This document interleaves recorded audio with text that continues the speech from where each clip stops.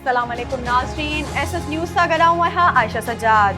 नाज़रीन, सभ खां पहिरीं हिन वक़्त जी हेडलाइंस ते नज़र विझंदासीं। पंजाब जे गवर्नर वॾे वज़ीर परवेज़ इलाही खे डी नोटिफाई करे छॾियो।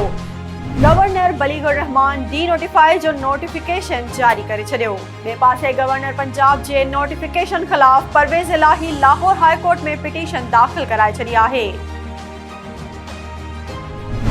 इस्लामाबाद जे सेक्टर I-10-4 में धमाको, पुलिस एहलकार शहीद थी वियो, 4 एहलकार ज़ख़्मी थी पिया। पुलिस ज़रियनि मूजिब पुलिस टैक्सी रोके झड़ती वरिती त धमाको थियो।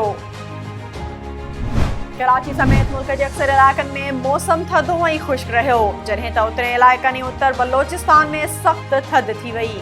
मौसमियात खाते जो चवणु आहे त पंजाब, खैबर पख्तूनख्वा ऐं मथां सिंध जे मैदानी इलाइक़नि में सख़्त कोहीड़ो पवण जो इम्कान आहे। नाज़रीन, ही हुयूं हिन वक़्त ताईं जूं हेडलाइंस। वधीक तफ़सीली ख़बरूं असांजे YouTube चैनल ते ॾिसंदा। असांजे YouTube चैनल खे लाइक ऐं सब्सक्राइब करणु न विसारींदा।